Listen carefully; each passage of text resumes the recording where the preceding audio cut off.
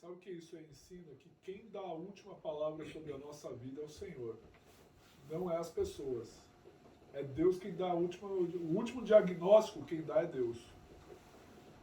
Eu até tenho... Isso aqui eu vou deixar até registrado, não vou nem editar. Para aqueles que ficam falando, a ciência, Deus o que é a ciência. Vou deixar registrado para quem está querendo me ouvir. A gente ora pela cura, a gente ora pela cura. A forma como Deus vai usar a cura é outra história. Se vai acontecer um sobrenatural, se vai acontecer uma operação, ainda assim tem a mão de Deus na coisa. Então eu querer levantar um pedestal para a ciência, eu estou dizendo que a ciência é meu Deus. Não estou falando que a pessoa não tem que ir num médico, não estou falando que a pessoa não precisa às vezes tomar um remédio ou isso ou aquilo.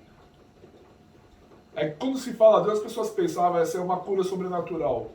Pode acontecer uma cura sobrenatural, como também pode Deus utilizar a mão de profissionais. O que não pode acontecer é eu levantar um pedestal. A ciência, o conhecimento, a universidade. Para esses que me assistem e ficam falando que conhecimento é isso, aqui, é esse tema de Deus e religião, sei o que, eu vou adquirindo conhecimento, o negócio é ciência. Ciência muda de tempos em tempos. Filosofia, um filósofo contradiz o outro. Um fala contra o outro. Então, assim, a palavra de Deus, ela não fala contra ela mesma. A palavra de Deus é a boca do próprio Deus na terra. Então, para você que fica falando, que acredita, eu creio na ciência, a gente crê no Deus que criou a ciência. Porque ciência se contradiz.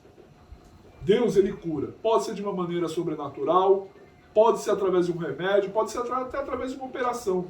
Mas a palavra de Deus diz que se o Senhor não edificar a casa, em vão trabalha aquele que constrói. Se o Senhor não guardar a cidade, aquele que protege a cidade não é o protetor. Será inútil levantar de madrugada. É um salmo, eu quero lembrar o salmo, acho que é o salmo 124 ou o salmo 127, não sei. Mas essa palavra, ela é fiel. Se Deus não abençoar as mãos de um médico, não interessa, não vai rolar. Então, quando a gente fala, a gente crê no Deus da cura, a gente ora pela cura sim. Se vai acontecer de modo sobrenatural, se vai acontecer por uma cirurgia, se vai acontecer através de remédio, é Deus quem decide.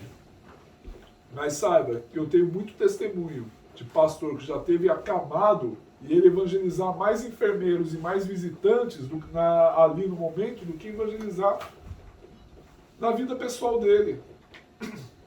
Citar o seu exemplo do pastor Enzo. Enzo, tô com uma pena, tô chorando, você vai morrer. Ele, fulano, eu é que tô chorando por você, porque se eu morrer agora eu sei para onde eu vou. E você, se você morrer, para onde que você vai? Evangelizou um homem num leito de morte. No final o Senhor acabou curando o homem de Deus. Então, às vezes, a gente tem que ver que a tribulação, como a gente está conversando, Tiago, ela tem propósito. A palavra de Deus diz que toda tribulação produz um enorme peso de glória sobre a nossa vida. Olha o Daniel, o desenvolvimento dele em um ano. O ano passado o Daniel quase nem falava, né? Hoje ele tá brincando com as crianças, tá falando, tá até aprontando já. Agora tem que pôr limite nele. Mas em um ano, quando a gente começou a profetizar, quando a gente começou a lançar a palavra, quando a gente começou a não aceitar mais a situação. E esse é o problema muitas vezes dos crentes hoje. Eu vou entrar na palavra, parece que eu já estou entrando, mas já vou entrar. Os crentes aceitam a situação, estavam muito ali, se Deus quiser, se Deus quiser, se Deus quiser. Gente, aqui tem 66 livros de Deus quis. Tem 66 livros aqui da Bíblia dizendo que quis Deus. Tá muito se Deus quiser, Deus já quis. Toma posse da palavra, tira da mão do poceiro e pega aquilo que é seu. Adão, quando ele pecou, isso lá em Gênesis, e a gente ainda vai estudar isso, ele tirou toda a autoridade dele e entregou para a mão de Satanás. Ele tirou toda a autoridade dele, Adão. Ele tirou toda a autoridade que ele tinha sobre a terra e entregou para o príncipe deste mundo, o príncipe desse século. Por isso que Satanás chegou em Jesus e falou: tudo isso eu vou te dar se prostrado me adorar. Por quê? Porque Adão tirou dele para dar para Satanás. Qual que é a nossa função hoje como filho de Deus? Resgatar isso. Resgatar. A gente sabe que existe um céu, existe um novo céu, nova terra, algo melhor. A gente sabe disso. A gente sabe disso. Mas assim, com Jesus, o céu já começa agora. O reino de Deus já começa agora na vida da gente. Por isso que eu falo, tem crente que às vezes é doido, torce muito por tribulação. Pra quê? O que você quer aprender com essa tribulação? Não sei. Só quer ter por ter? Tem crente que está muito se Deus quiser, se Deus quiser, se Deus quiser. 66 livros aqui, Deus quis. É abrir a palavra, orar até essa palavra, orar. Quem diria que de uma pregação, uma oração de Josafá, eu trouxe uma pregação, uma simples oração ali. Ele falando, ele profetizando. O homem ele se afasta de Deus por qualquer coisa, mas não, no momento difícil eu vou me achegar a Deus. É isso. Glória a Deus. Agora vamos para a palavra, né? Isaías 9. Isso aí é fácil, né? Verso 2. A gente cantou isso. Tem como pegar mais água, Cris? Tá bom.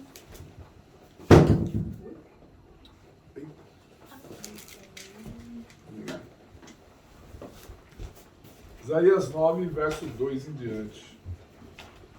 Isaías foi o profeta messiânico, profetizou sobre a...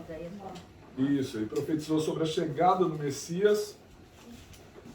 Inclusive, a gente, como está estudando Gênesis... Obrigado, Cruz.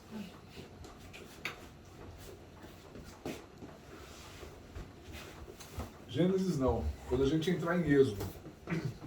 Até Balaão, que era um profeta corrompido, ele fez uma profecia messiânica. Para você ver que a unção de Deus ele usa quem ele quer. O problema de Balaão é que ele se corrompeu. Então o crente, o perigo do crente é ele se corromper. Que a gente não se corrompe em nome de Jesus. Isaías 9, verso 2. Faz o seguinte, Chico. Lê aí para nós, do 2 ao 7. O povo que andava em trevas viu uma grande luz, e sobre o que os habitavam na região da sombra de morte resplandeceu a luz. Tu multiplicaste esse povo e a alegria lhe aumentaste. Todos se alegrarão perante ti. Todos se alegram na ceifa e como exultam quando se repartem os despojos.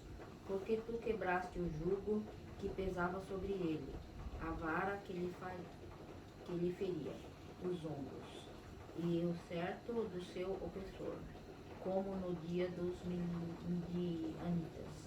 Porque toda a armadura daqueles que pelejavam com ruído e as vestes que rolavam no sangue serão queimadas, servirão de pasto ao fogo. Porque um menino nos nasceu, um filho se nos deu, e o principado está sobre os seus ombros. E o seu nome será maravilhoso conselheiro, Deus forte, Pai da eternidade, Aleluia. Príncipe da paz. Do incremento deste principado e da paz não haverá fim, sobre o trono de Davi, e o seu reino para afirmar e fortificar em juízo e em justiça, Glória a desde Deus. agora e para sempre. O zelo do Senhor dos exércitos fará isso. Amém, glória a Deus. Até aí, Chico. Cris, ora por essa palavra. Senhor Deus soberano, Pai, te glorifico, Senhor. Aleluia, Senhor. Estaremos, Senhor, entrando na palavra, Senhor, a mensagem, Senhor. Senhor, que, Senhor, teu Filho, Senhor, preparou, Senhor, para nós, Senhor, através do teu Espírito Santo, Senhor. Aleluia. Aleluia, Senhor. Nos dá, Senhor, discernimento, Senhor. Revela, Senhor, a nós, Senhor, a tua palavra, Pai amado. Para que, Senhor, venhamos, Senhor, aprender, Senhor, cada vez mais de ti, Senhor. Aleluia, Senhor. Como foi dito, Senhor, essa palavra, Senhor, essa, Senhor, profecia, Senhor, sobre ti, Pai amado. Sobre ti, Jesus, que veio, Senhor, para nos salvar, Senhor. Aleluia, Senhor. Nos dá entendimento, Senhor, para que nós tenhamos, Senhor, aprender, Senhor, entender, Senhor, mais, Senhor, teu amor, ó Pai. Aleluia. Em nome de Jesus, Senhor. Revela-nos, Senhor, a tua palavra, em nome de Jesus. Aleluia. Amém. Glória a Deus. Aleluia, Jesus. Aleluia. Essa palavra assim, é muito conhecida já dos crentes. Ela fala sobre o nascimento de Jesus. Um menino nos nasceu, um filho se nos deu. E o governo estará sobre os seus ombros e o seu nome será. Isso aí é versículo que a gente sabe de cor, né? Maravilhoso, conselheiro, Pai da eternidade, Deus forte. É a palavra de Deus. Eu pensei nessa palavra, eu pensei, Senhor, que palavra eu vou trazer? Falar sobre o famoso Magnificat, que é a Maria recebendo a visita do anjo. E aí o Senhor me levou para esta palavra. O menino nasceu. Aí eu comecei a falar, mas é um versículo. Aí eu comecei a ler o contexto disso. O que eu acho interessante, já partindo já para uma aplicação da palavra, que diz aqui no verso 2: o povo que andava em trevas viu grande luz, e aos que viviam na região das sombras da morte resplandeceu-lhe a luz. Como que era a tua vida sem Jesus? Talvez nem todos aqui tenham um histórico de ter uma vida com drogas. Nem todo mundo aqui tem, às vezes, um histórico de ter uma vida assim, impoliticamente correta, né? Pela vida assim que vivia. Mas todo mundo tem um histórico de vida aqui. Alguns eram depressivos, outros viviam por N situações. É como eu falo, uma vida assim, se você não tem Jesus na tua vida, você vive igual um bicho. Você vai querer comer, vai querer beber, vai querer ter relações. Você vai viver igual um bicho sem Jesus. Vai viver como uma pessoa qualquer. Vai viver, vai ser egoísta, vai pensar muitas vezes mais no seu próprio eu e não naquilo ali, poxa, aquilo ali vai ofender aquela pessoa, aquilo ali vai magoar aquela pessoa. Peraí, eu não vou falar não. Sabe, você vive sem Jesus em trevas, vive tateando. Mas a boa notícia é que houve grande luz. Uma luz na minha vida, uma luz na tua. Às vezes, como eu falava, eu sentava numa praça, uma garrafa de cerveja do lado, fumando um cigarro e conversava com Deus. E Deus ouvia as orações. Às vezes a gente pensa que Deus não ouve a oração de um ímpio. Mas Deus, Ele ouve. Ele ouve e transforma esse ímpio num salvo. Ele ouve esse ímpio, a oração desse ímpio, e transforma a vida dele. É aquele caso lá do travesti, que orou a Deus e falou, se o Senhor não atender se o Senhor não me der uma resposta para a minha vida, eu vou cometer suicídio. E o Senhor vai lá e incomoda uma serva, e essa serva vai lá e leva a palavra de Deus para ele. Às vezes a gente pensa que o ímpio, Deus não ouve a oração dele. Ouve, e às vezes ele está esperando eu e você para ir lá acender aquela luz dele. E lá pegar ali, ó, tu acende a luz. E chegar e muitas vezes até desafiar a pessoa.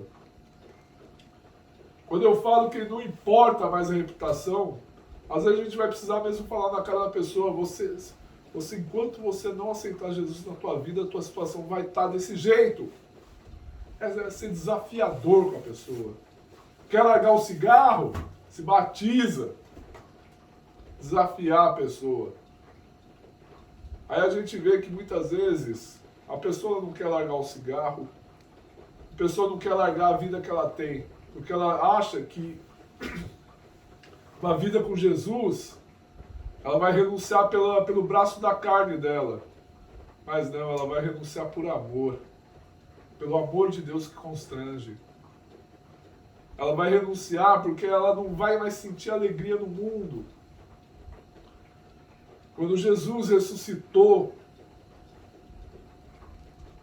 as pessoas foram lá, viram no túmulo e viram lá os anjos, falaram, por que vocês estão procurando ele aqui? Por que vocês procuram aquele que vive entre os mortos? E às vezes, o crente tem se alegrado em procurar o que vive entre os mortos. A gente não pode se alegrar em procurar a alegria, procurar o que vive entre os mortos. Procurar muitas vezes nas drogas, procurar no álcool, procurar numa vida devassa. Porque a gente está procurando o que vive. Um pensador, um filósofo cristão, ele diz que quando um homem vai no prostíbulo, ele vai em busca de Deus. O que ele quis dizer com aquilo? Ele vai em busca de querer achar aquilo que preenche a alma dele. Mas no fundo só vai gerar mais um buraco negro. Vai cada vez mais aquele buraco aumentar. É como se a pessoa aumentasse a dose daquilo para ela poder ter um estímulo melhor, até que ela se arrebenta toda. Mas a palavra de Deus, ela diz que o povo que andava em trevas viu grande luz, e os que viviam na região da sombra da morte resplandeceu-lhe a luz. Viver em trevas, eu profetizo, se você em nome de Jesus está vivendo em trevas, profetizo que você vai precisar viver em luz, em nome de Jesus. Quando a gente começa a viver na luz, aí a gente começa a mudar. E eu já preguei isso uma vez sobre luz. O Senhor, ele vai acendendo uma luz de cada quarto da vida da gente. Porque luz demais cega também. Por isso que o Senhor, a vida de santificação vai fazendo com que a gente vai ganhando mais luz. Eu não sou o Eduardo do ano passado. Nesse ano que decorreu, eu sou uma pessoa nova. Porque se acenderam mais luzes na minha vida. Vocês não são mais a mesma pessoa do ano passado. Porque foram acendendo mais luzes na vida de vocês. Porque o destino da gente é andar cada vez mais parecidos com Jesus. Verso 3. Tens multiplicado esse povo, a alegria lhe aumentaste. Alegram-se eles diante de ti, como se alegram na ceifa, como exultam quando repartem os despojos. Andar com Jesus é viver em alegria e transmitir alegria. Sabe? E aqui Isaías está usando como aqueles que partilham despojos, né? Venceram uma guerra, estão partilhando os despojos aqui. Todo mundo alegre. Não, a gente conseguiu isso tudo. A gente tem que estar alegre como se tivesse ganhado um bônus. Sabe? Andar com Jesus é viver em alegria, transmitir alegria. Quando a luz ela nos acende, a gente começa a ter alegria. Eu me lembro do dia que eu aceitei Jesus. Sai um peso das minhas costas. É como se eu tivesse ganhado asas naquele grande dia. Eu lembro até hoje, meu amigo Fernando, que eu espero que ele assista isso aí, foi ele que falou pra mim. Eu falei pra ele, eu gosto daqui da igreja, mas eu gosto do mundo. E aí, como é que eu faço? Ele, você já aceitou Jesus como seu único, suficiente, Senhor e Salvador? Eu, o que é isso? Eu não sei o que é isso, aceitar Jesus. Ele, vamos lá na frente, no culto, quando eu pedi para baixar a cabeça e levantar a mão, vamos lá. Eu falei para ele, que é isso? Eu morro de vergonha de ficar na frente ali de todo mundo. Falei para ele, eu vou lá com você. Ele ousou. Ele ousou, eu vou lá na frente com você. Foi ele e todo o grupo de jovens daquela igreja me abraçando. Encheu-se a alegria. Alegria. No dia que a gente aceita Jesus, enche a alegria. E a gente quer dar alegria para todo mundo. Eu saí na rua dizendo para todo mundo que Jesus te ama. Eu falava na rua, eu no maior visual punk rock, né? Cabelão, tal, jaquetão de couro, Bíblia na mão. Mó estilão mesmo. Aí, Jesus te ama. Ai, grande Deus vai fazer obra na tua vida. Meio doidão, né? E assim, as pessoas se assustavam. Vendo aquele visual todo pesado, todo heavy metal, todo hardcore, todo punk. E falando de Jesus para as pessoas. Porque eu tinha acabado de aceitar Jesus. Chegar naquela alegria em casa, jogar fora toda a pornografia que eu tinha. Eu era um colecionador, colecionava. Umas pilhas de revista. Jogando tudo pela janela. Bem imprudente, né? Deveria ter uma molecada lá embaixo pegando. Bem imprudente da minha parte. Mas não queria saber, estava alegre, feliz, isso aqui não presta para mim. Jogando fora cigarro, jogando fora droga. Porque a alegria invadiu. Às vezes eu já vi jovem que dizer, eu quero andar com Jesus, mas não consigo largar a maconha. É porque Jesus ainda não faz parte do teu coração. A alegria do Senhor é a nossa força, como já diz Neemias 8:9. A alegria do Senhor é a nossa força. Como já diz um cântico também da Renascer, a alegria do Senhor é a nossa força. Ninguém pode tirar, ninguém pode parar, ninguém pode tirar a alegria do Senhor da tua vida. Ninguém pode tirar. Parece que isso aqui é um testemunho de conversão, gente. Verso 4. Porque tu quebraste o jugo que pesava sobre eles, a vara que lhe ferias o ombro e o cetro do seu opressor, como no dia dos midianitas. O que Jesus disse? Vinde a mim todos que estáis cansados e sobrecarregados, porque o meu jugo é suave e o meu fardo é leve. Ou meu jugo é leve e meu fardo é suave, mas a ordem dos fatores aí não altera o produto. Mas naquele dia que eu aceitei Jesus, é mais uma prova de que a palavra de Deus é verdadeira. No dia que você aceitou Jesus, eu lembro que eu cheguei na minha casa com aquela leveza de alma. E aí quando eu vou ler essa passagem do Vinde a mim, algo espiritual aconteceu. No dia que eu aceitei Jesus, eu fui invadido com uma alegria e falei, agora eu sei porque que os crentes são chatos. Falei, agora eu sei porque que os crentes querem que eu me converta a todo custo.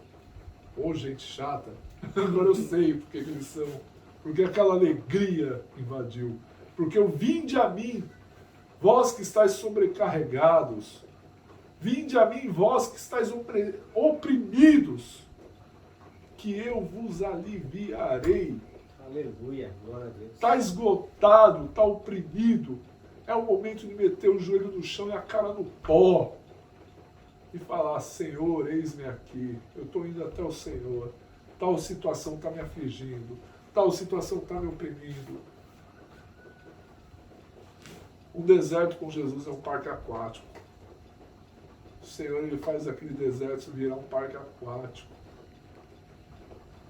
O Senhor faz aqueles 5 pães e 2 peixes alimentarem uma multidão. A palavra de Deus diz que Ele não permitirá que os teus pés vacilem. Você pode traçar alguns planos que aparentemente não deu certo, mas de repente o Senhor vai lá e abre uma porta ali do outro lado. Você fala, puxa vida, o Senhor abriu uma porta melhor do que aquela que eu estava lutando.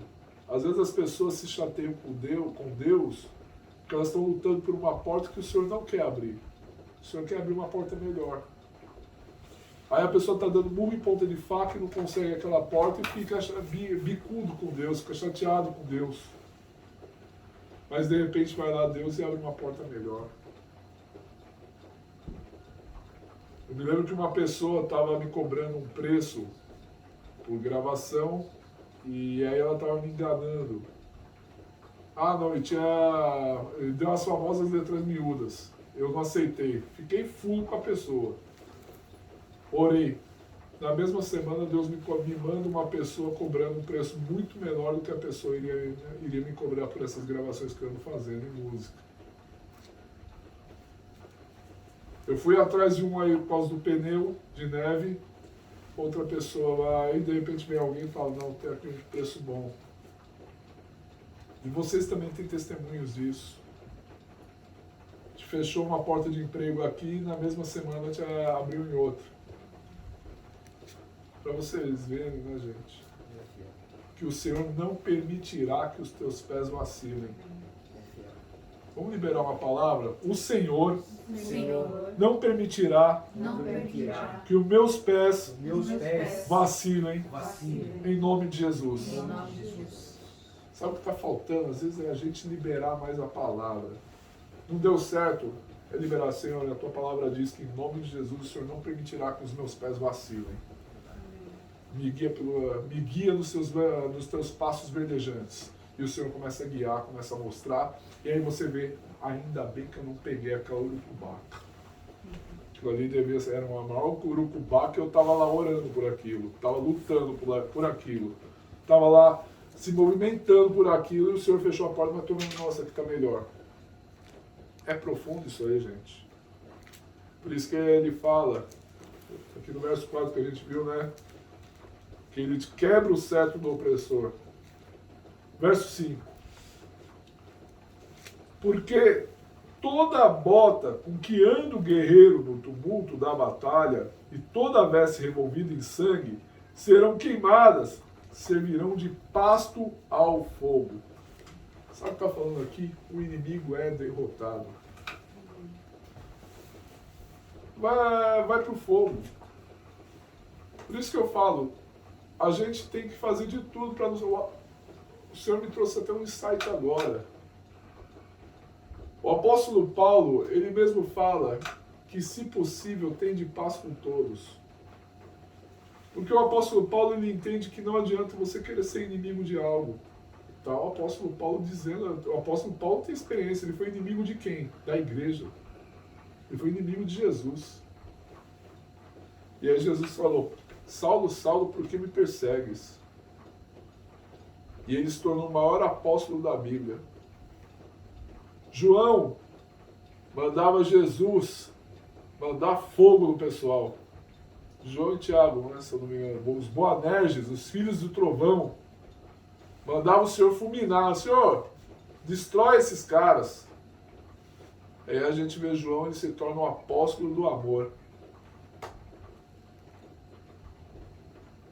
Aqui fala fala sobre os inimigos serem derrotados. Não é só daqueles que se levantam contra a vida da gente, mas é porque também não é bom a gente ser inimigo de alguém. Não é bom porque amanhã ou depois o derrotado pode ser nós. Conhece aquele ditado, cuspir pra cima, cai na testa? Todo mundo já cuspiu pra cima já, né? Eu já cuspi pra cima, caiu na testa. Eu já falei alguma bobagem quando veio, olha eu aqui, eu aqui, lavando muitas vezes os pés daquele que eu falei mal, lavando os pés dele. Ou melhor, aquela pessoa agindo com uma misericórdia comigo que eu falo. Nossa, o amor de Deus constrange.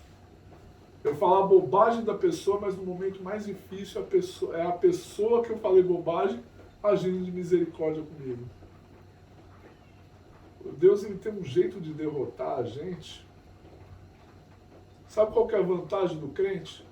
Deus, ele não derrota o crente para o mal, ele derrota o crente para o bem. Saulo, perseguidor da igreja, achando que estava fazendo certo. Não, esse povo está acabando com o judaísmo, está acabando com a palavra de Deus. Falei, não, vou caçar eles. Se tornou um pregador da palavra de Deus. Se tornou aquele que até mesmo o apóstolo Pedro falou, olha, lê aquilo que as cartas que o irmão Paulo escreve, que é a palavra de Deus também. Tem a mesma força da palavra de Deus. Às vezes até a tua própria vida também. Quantas vezes você não falou mal de alguém e esse alguém agiu com misericórdia com você e amanhã ou depois você falou, nossa, quebrei a cara, porque o amor de Deus constrange. Porque a intenção de Deus é nos derrotar com amor. Deus, ele só derrota a gente com amor. É profundo isso aí. E quando fala que realmente passa no fogo mesmo, é que o inimigo é derrotado, e não só o inimigo, mas às vezes a gente precisa ser derrotado. Porque não é bom ser inimigo de ninguém, para a glória de Deus. Verso 6. Porque um menino nos nasceu, um filho se nos deu, e o governo está sobre os seus ombros, e o seu nome será maravilhoso, conselheiro, Deus forte, Pai da eternidade, Príncipe da paz. Eu acho maravilhoso que tudo isso aí que Jesus tem é para nos dar autoridade. Quando a gente começou a ter autoridade e a gente começou a entender a palavra de Deus, eu confesso que assim, da mesma maneira que todo mundo... Eu sou observado, né? Eu também observo também vocês, né? Eu também sou, né? Falo, nossa, fulano de tal nunca mais falou sobre a vida dele, que ele é isso ou aquilo. Nossa, fulano de tal tá profetizando. Nossa, esse ciclano ali tá mandando fogo mesmo no cão. Até a tia que se batizou. Até a tia que tá lá, não, eu vou me batizar. Mas vocês escolhem uma época para se batizar, gente. Batizou hoje. Eu vi, vocês gostam de tribulação, viu? Vocês escolhem. Mas eu não sofri tanto assim, né? Não, se vier alguém falar pra mim, vamos batizar, fala, esquentou, furou. Eu falo, esquentou, furou aí. Ai, se for Fala. por hoje, hein? Fala assim, quer batizar? Não furou, viu? Nada de rio. Pelo amor de Deus. Vocês gostam de tribulação, viu? Tô vendo. Tava muito frio outro dia? Não, até que não. Não, né? Tava frio, mas Hoje tá mais suportável. Suportável, né? Tava suportável. Hoje tá mais frio. Ah, hoje tá congelando. Tava, Hoje- tinha gelo na água. No cantinho assim. Hoje o inimigo foi apanhando daquele jeito ainda, né? O inimigo mandou neve. Já pode ir pra agora direto. A neve é de Deus. Eu tô brincando. Tô só brincando.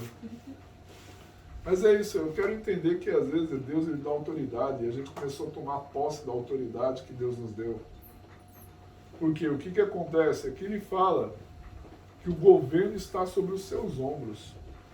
E o que Deus ele nos dá? Autoridade. Ele nos dá autoridade. Sabe o que a palavra de Deus nos ensina com a história de José? Tinha um faraó. Vamos fazer essa tipificação. O faraó é Deus. A gente seria como José, no meio desse Egito. Deus ele nos dá autoridade. Mas a única autoridade acima da gente é Deus. Deus é a única autoridade acima da gente. Ele tem o poder de falar, peraí, isso aí eu já não quero que você faça. Enquanto ele não fala nada, vai fazendo. Vai mesmo profetizando, vai liberando palavra, vai buscando prosperidade, vai buscando cura, vai buscando dons espirituais, vai fazendo mesmo. Mas tem alguém que está acima da gente, que é Deus. E ele nos deu autoridade. Se a gente for usar esse exemplo de Faraó, você pode fazer qualquer coisa. E, de certa forma, a gente está numa terra do Egito. A gente está numa terra de escravidão. A gente está num mundo onde as pessoas se enganam, onde as pessoas se escravizam. Mas a gente tem autoridade nesse Egito. Vamos fazer outra oração de confissão. Em nome de Jesus, Em nome de Jesus. eu tenho autoridade Eu tenho autoridade no meio desse Egito, no meio desse Egito, no meio dessa terra. no meio dessa terra. Aonde eu chego, Aonde eu chego, o mal o mal tem que bater em retirada. tem que bater em retirada. Em nome de Jesus. Em nome de Está Jesus. ligado no céu. E o verso 7 para encerrar. Para que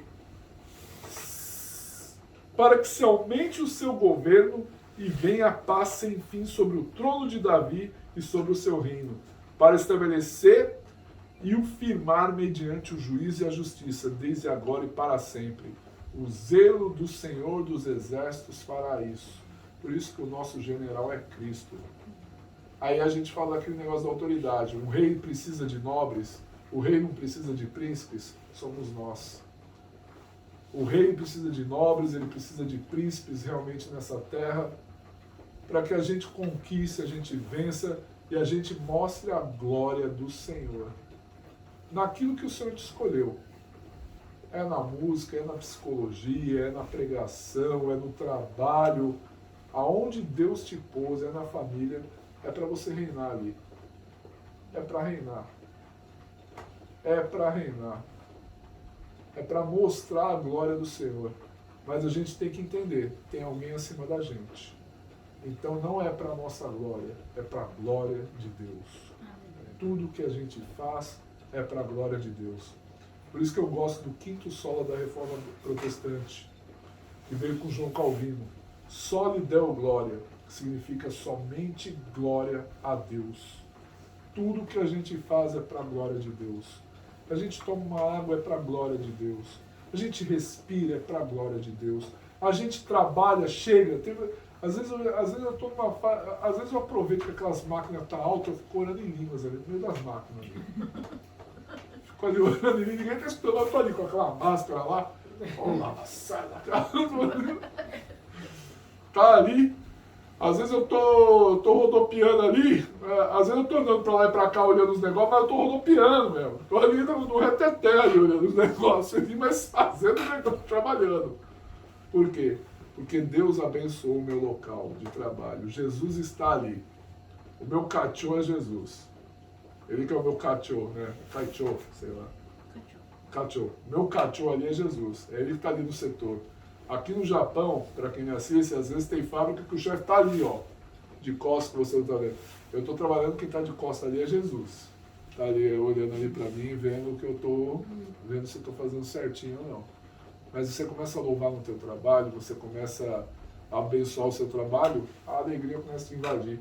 E ainda que você tenha um dia ruim, você não virou refém daquele dia. Porque aquele dia pertenceu ao Senhor. Nada como uma dormidinha não resolva. Chegar em casa, tomar um banho, um ofurôzinho nesse frio e dar uma dormidinha, que você acorda renovado, sabe por quê? A palavra de Deus diz que as misericórdias do Senhor se renovam a cada manhã.